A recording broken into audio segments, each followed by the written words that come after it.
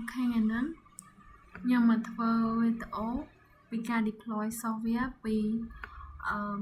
Windows Server từ can Windows Client chẳng dânត្រូវtôi download bị software để dân chọn deploy chẳng tay dânត្រូវchỉ vô file chia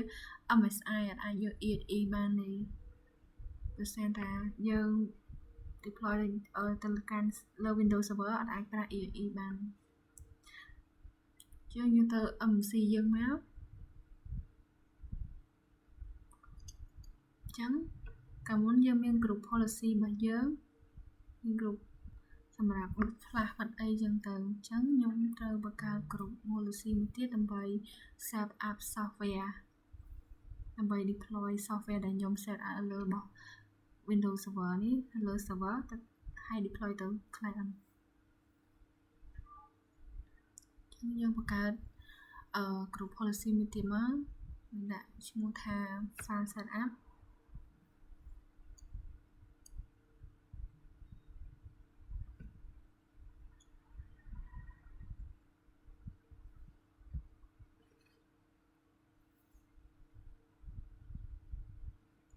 ូខេចឹងយើងចង់ធ្វើទៅលើគេលើ user ឬ computer ចឹងខ្ញុំទៅដាក់លើ computer ហើយខ្ញុំចុចកន្លែង software តែយើងទៅបង្កើត folder មួយសិនហើយ copy file ដែលយើង download ហ្នឹងដើម្បី share file ហ្នឹងចាំបង្កើត folder មួយថា software ហើយយើង paste file អីមិនចូល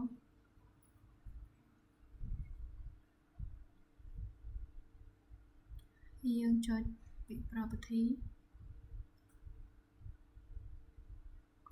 ចុចទៅលេខ sharing ហើយចុចប៊ូតុង share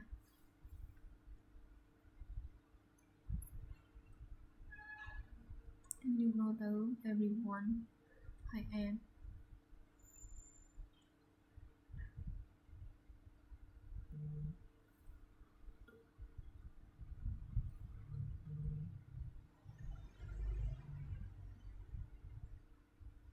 ហើយយើងទៅនេះវិញ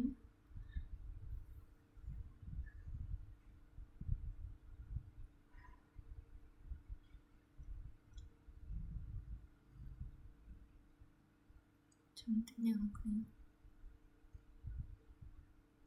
អានោះគឺអត់បានទេណាស្អី user វិញ user វិញវា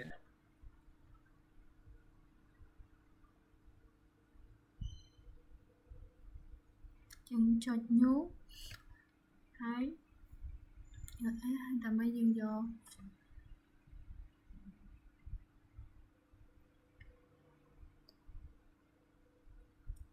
IP ចឹងយើងវាយ IP របស់យើង group របស់យើង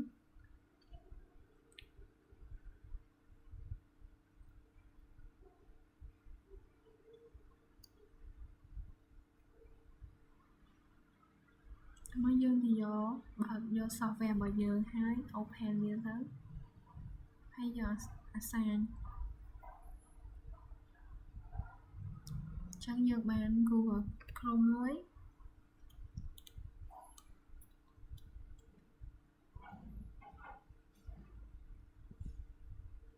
ចឹងពេលដែលយើងចូលទៅ open ទៅលើ Windows Client របស់យើង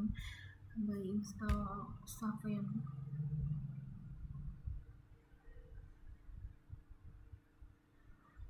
ចាំតិចអូខេឥឡូវយើងវាយ password ដើម្បី login ចូល client របស់យើងចូលបានណា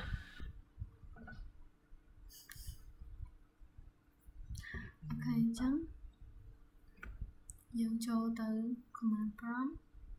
បន្ទាប់មកយើងវាយពាក្យថាឈប់ចាំតិចវាថា gp upgrade update false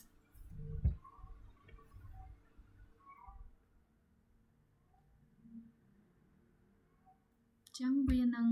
ទៅ update អីដែលយើងបាន deploy software ចូលមកកាន់ client របស់យើងហ្នឹង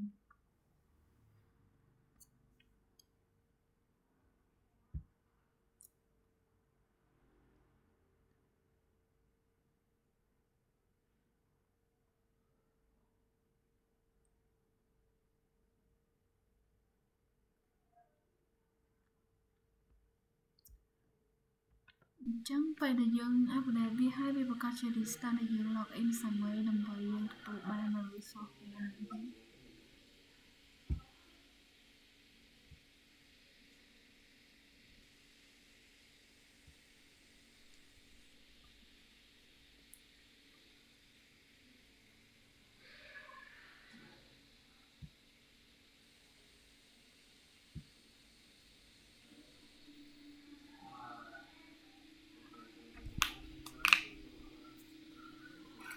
ពីចាំទៀត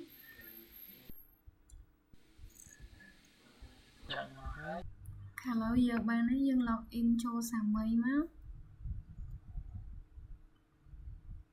អញ្ចឹងយើងទទួលបាន software Chrome មួយដែលយើងបាន deploy from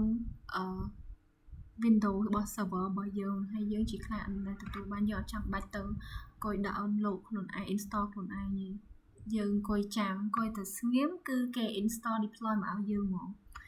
អញ្ចឹងយើងទទួលបានហើយ